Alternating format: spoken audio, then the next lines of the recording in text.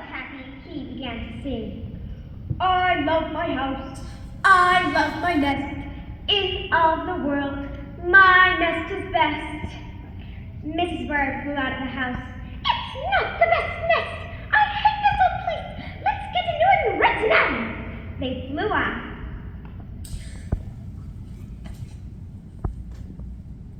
This place looks nice, and look, there's nobody in it. You're wrong. This house belongs to a foot. This place looks nice, and look, it has a pretty red flag on it. I've always wanted a house with a flag. Maybe this place will be all right. But when the mailman came, it wasn't all right.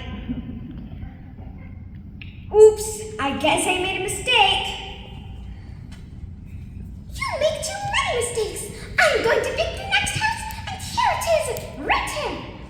Mr. Bird Stared at the big church in front of him. is this place too big? I like this big place. It's the perfect place to build our new nest. They got right to work. They got some hay and string and stocking string and soda straws and Broom straws and mattress stuffing and horsehair and manhair and soon they had everything they could carry. They brought it all back to build their new nest. After they worked hard the entire day, it was finished. Mr. Bird flew to the top of the church. I love my house. I love my nest. In all the world, my nest is best. Mr. Bird was so busy singing, he didn't see Mr. Parker coming. Every day at 12 o'clock, Mr. Parker came to the church. He came to pull a rope. The rope went up, up, up to a bell right under Mr. and Mrs. Bird's nest. bong, bong, bong, bong. Mrs. Bird flew out of there as fast as her wings could fly.